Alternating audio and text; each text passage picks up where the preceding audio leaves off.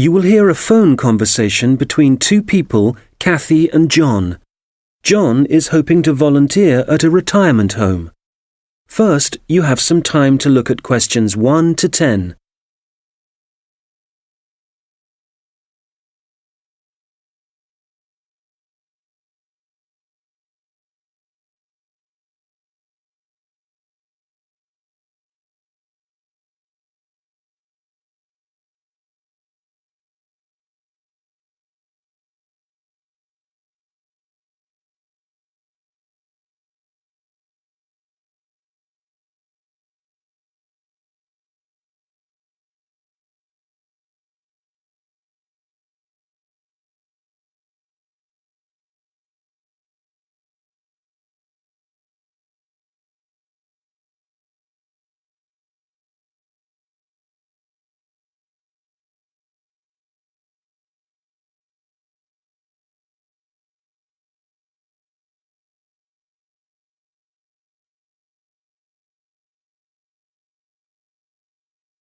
Hello, Hillary Lodge Retirement Home. Kathy speaking.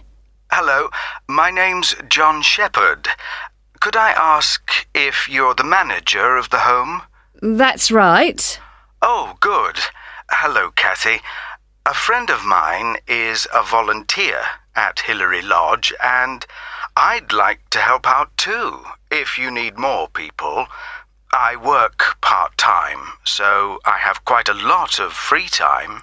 We're always glad of more help, John.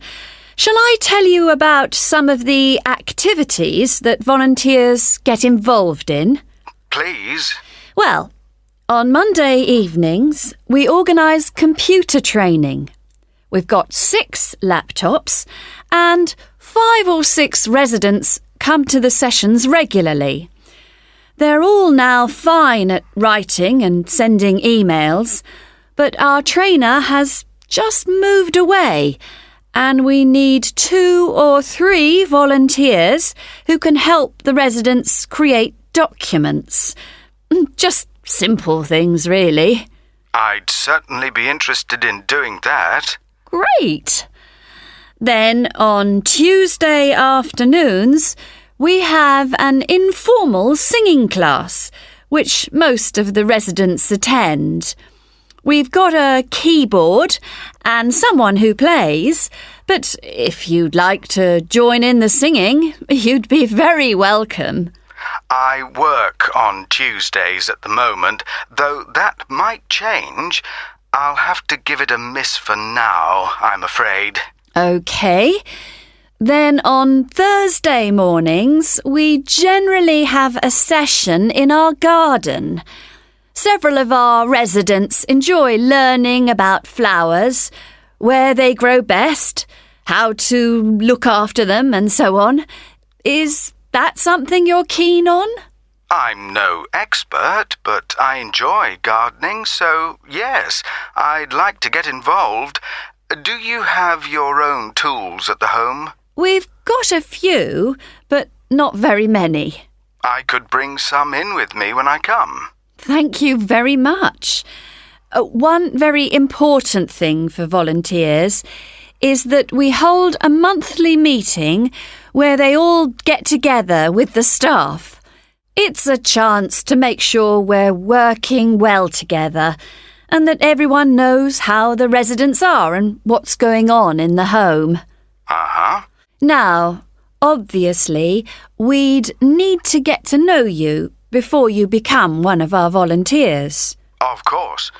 Could you come in for an informal interview later this week, maybe? I'm busy the next couple of days, but would Saturday be possible? Certainly. Just drop in any time during the day. I won't be working then, so you'll see my assistant, Mairead. Sorry, how do you spell that? It's M-A-I-R-E-A-D. Mairead. OK, got that. It's not a name I'm familiar with. Oh, it's an Irish name. She comes from Dublin. Right. And the road that Hillary Lodge is in is called Bridge Road, isn't it? That's right. Number 73. Fine. Oh, one other thing you might be interested in. We're holding a couple of open house days and still need a few volunteers if you're available. What are the dates?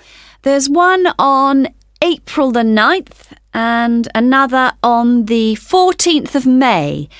They're both Saturdays and all-day events. I can certainly manage May the 14th. I've got another commitment on April the 9th, though. That would be a great help. We're having several guest entertainers, singers, a brass band and so on, and we're expecting a lot of visitors. So one possibility is to help look after the entertainers. Or you could spend an hour or so organising people as they arrive, and then just be part of the team, making sure everything's going smoothly. Well, shall I show people where they can park? Lovely. Thank you. One reason for holding the open house days is to get publicity for Hillary Lodge locally. So you may find you have someone from a newspaper wanting to interview you. They'll want to find out from 2 or 3 people why they volunteer to help at the home. We're trying to get a TV station to come too, but they don't seem very interested. I don't mind being interviewed. Good. Well, if you come in for a chat, as we arranged, we'll take it from there. Thank you very much for calling. My pleasure. Goodbye. Bye. That is the end of section 1. You now have half a minute to check your answers.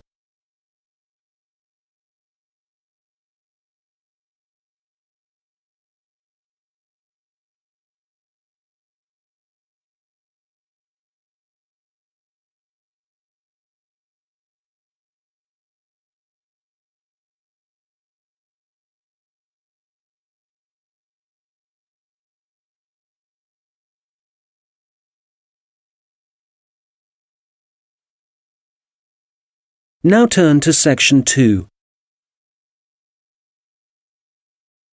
You will hear the head of a centre which offers evening classes for adults. She is explaining some recent changes which have been made to the centre. First, you have some time to look at questions 11 to 15.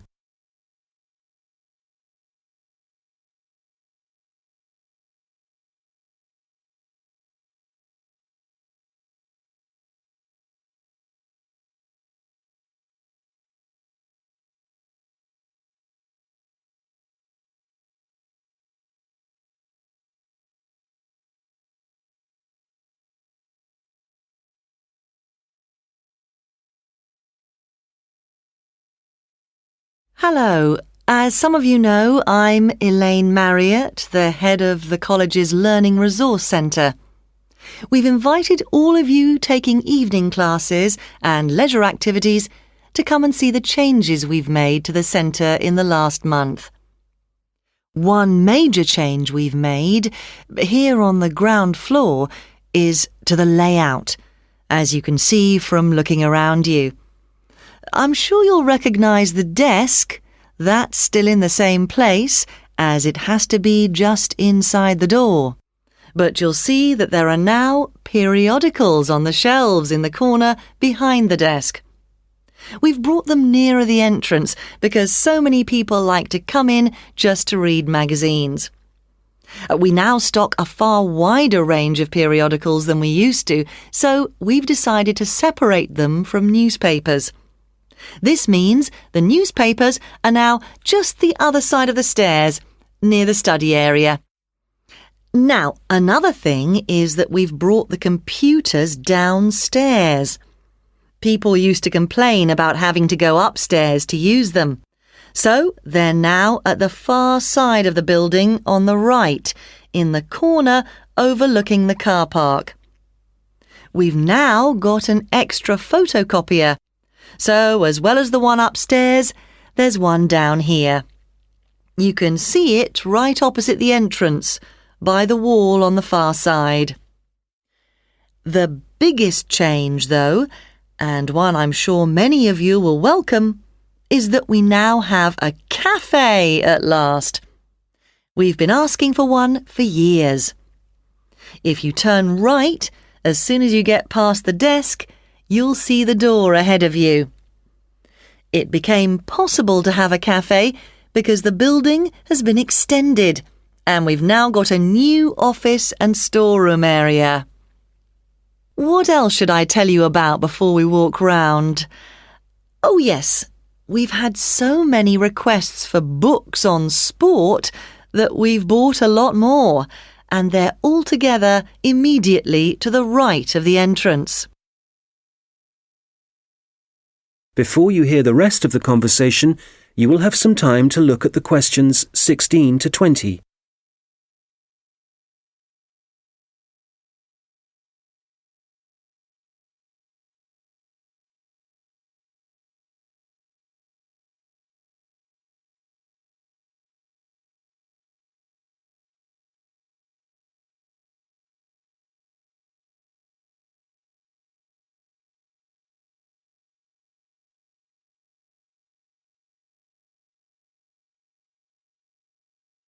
Now listen and answer questions 16 to 20.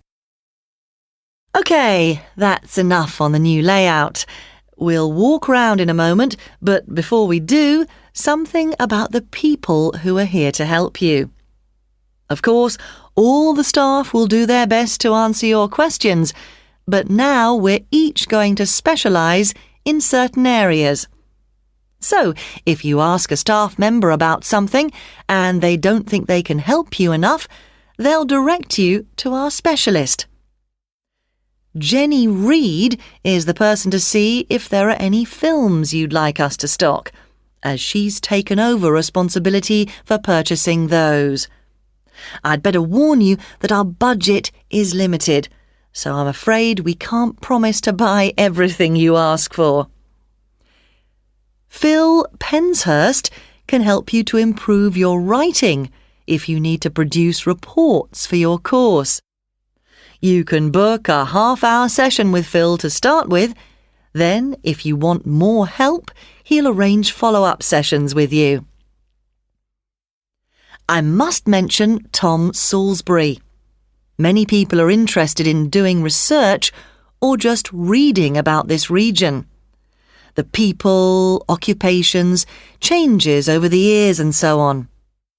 Tom is a specialist in this particular field, so if you want any help, he can point you in the right direction. We've got a large collection of relevant documents, from old maps to studies of the wildlife.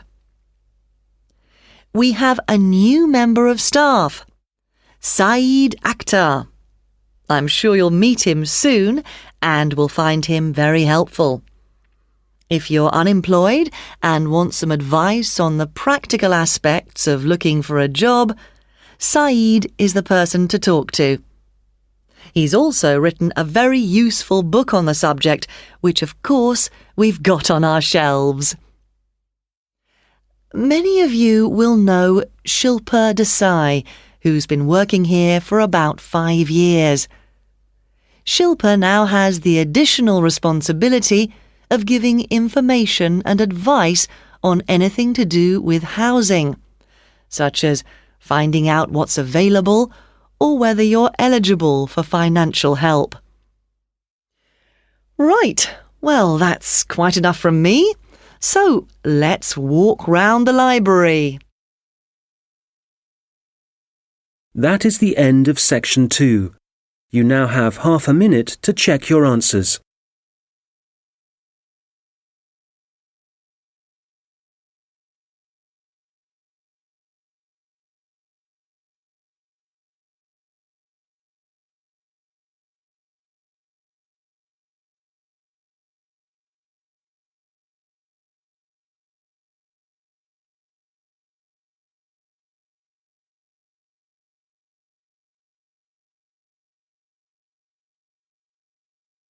Now turn to section 3.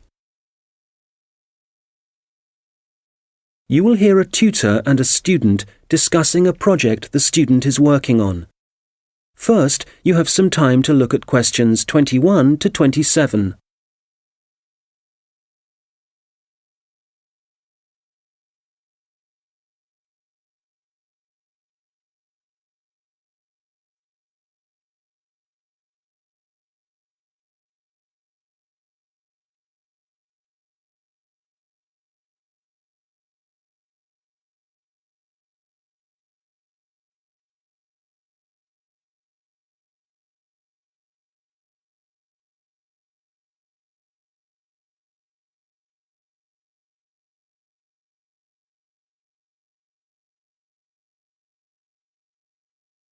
Right, Stuart. Well, I've read your draft report on your work placement at the Central Museum Association. Sounds as if you had an interesting time. So you ended up making a film for them? Yeah, it was a film to train the employees in different museums in the techniques they should use for labelling ancient objects without damaging them. Some of them are really fragile. OK. So, in your report, you go through the main stages in making the film. Let's discuss that in a little more detail. You had to find a location, somewhere to shoot the film. That took quite a few days because I had to look at different museums all over the country, but I'd allowed time for it. And even though it was the middle of winter, there wasn't any snow, so I didn't have any transport problems. Right. Did you have to decide what equipment you'd need for the filming? Yes, I think they were quite surprised at how well I managed that. It was just the luck of the draw, actually. I'd done that project with you last year. Oh, on recording technology? So you knew a bit about it from that, right? Yeah. What I found really hard was actually writing the script. I had a deadline for that, but the association had to extend it. I couldn't have done it otherwise. Would it have helped if you'd had some training there? I think you're right. I probably needed that, yeah. Right. Now, from your draft report, it sounds as if you had one or two problems deciding who was going to actually appear in the video. The casting, yeah. I'd expected that the people who worked for the association would be really keen on taking part. But they weren't? The thing was, they were all so busy. And it did mean some of them had to travel. But Janice King, who I was reporting to for the project, she was great. She arranged for people to have time off and for their work to be covered, so that was a big help for me. Right. And it sounds like the filming itself went well. I gather you found a company who provided an online introduction to the techniques. Yeah, it was really informative and very user-friendly. I learned a lot from it. And then the editing? For that, the association put me in touch with someone who works for one of the big movie companies, and I went down to the studio and sat with him in front of his computer for a day, learning how to cut and paste and deal with the soundtrack and so on. So was that all? No, I didn't include this in my draft report, but I had to design the cover for the DVD as well, the lettering and everything. Have you done any of that sort of design work before? No, but I did a rough draft and then talked it through with a couple of my mates, and they gave me some more ideas. And when I'd finished it, I showed it to the people who worked at the association, and they really liked it. Excellent.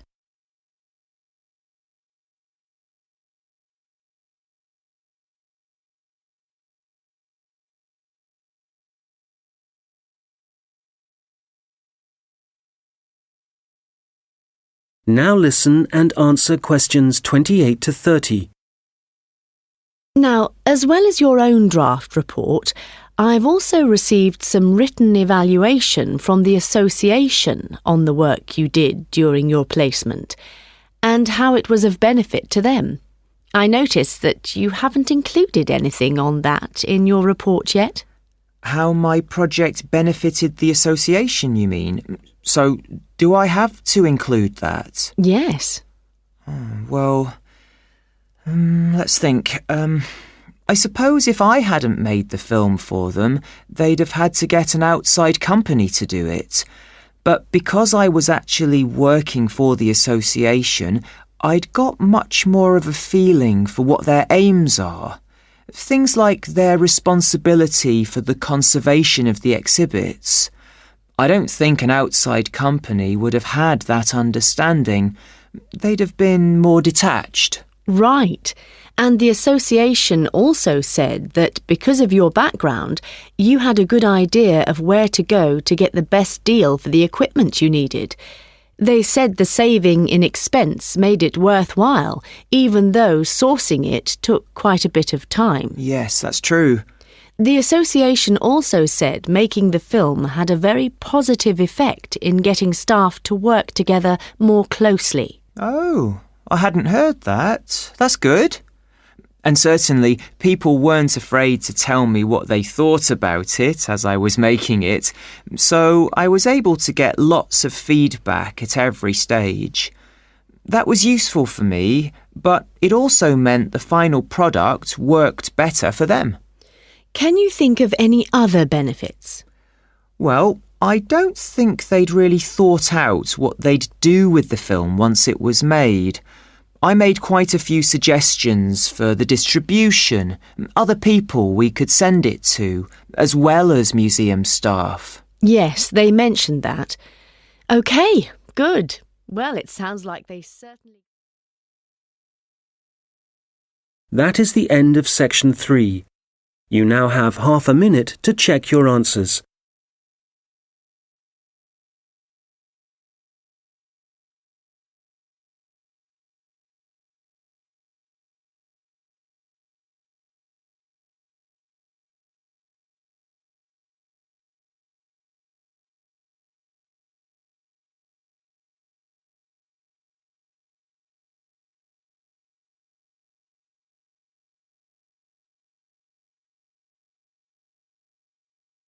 Now turn to section 4.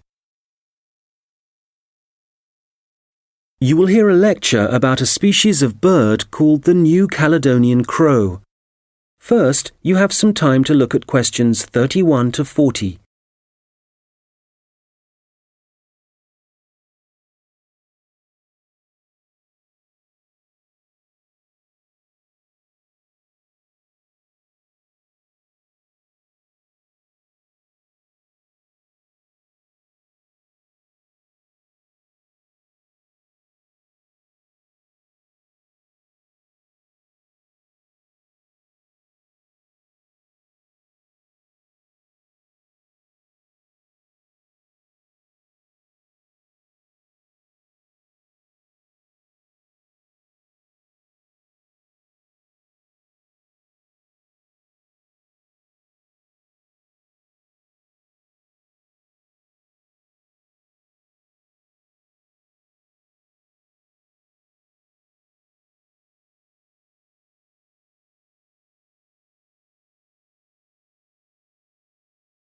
Now listen carefully and answer questions 31 to 40. I'm going to talk today about research into a particular species of bird, the New Caledonian crow, whose natural habitat is small islands in the Pacific Ocean. And it seems that these crows are exceptionally resourceful. Using sticks or other tools to find food isn't unknown among birds and animals. Some chimpanzees, for example, are known to bang nuts on stones in order to break the shell and get at the edible kernel inside. One New Caledonian crow, called Betty, bent some straight wire into a hook and used it to lift a small bucket of her favourite food from a vertical pipe. This experiment was the first time she'd been presented with wire, which makes it very impressive. Another crow, called Barney, has demonstrated his skill at using sticks to forage for food. In one research project, scientists from New Zealand and Oxford set captive New Caledonian crows a 3-stage problem. If they wanted to extract food from a hole, the crows first had to pull up a string to get a short stick, then use that short stick to remove a long stick from a toolbox, and finally use the long stick to reach the food. Amazingly, they worked out how to do this successfully. Further experiments carried out at Oxford suggest that crows can also use sticks as tools to inspect all sorts of objects, possibly to assess whether or not they present a danger. The idea for the experiment came from observing the birds using tools to pick at random objects, such as a picture of a spider that was printed on some cloth. In this research, 5 pairs of crows, including Barney, underwent tests to see how they would react to a variety of objects, which were carefully chosen so the birds wouldn't be tempted to view them as a possible source of food. As a further precaution, all the crows had been fed beforehand. On 8 occasions, a bird's first contact was by using a tool. In all 3 trials, Barney began by using a stick for inspection. One involved a rubber snake. First, he approached it, but didn't touch it, then retreated to pick up a stick. He then prodded it with the stick. After some more investigation, he discarded the stick and carried on pecking at the snake more confidently, apparently convinced that it wouldn't move. In other experiments, 2 different birds, called Pierre and Corbeau, also made a first approach with tools on 3 separate occasions. Pierre used a short piece of wood chip to touch a light which was flashing, and Corbeau was seen prodding a metal toad with a stick. Significantly, the crows tended to use the sticks only to make their first contact with the object. Subsequently, they either ignored the object or dropped the tool and pecked at the object, which is very different from using the tool to get access to food.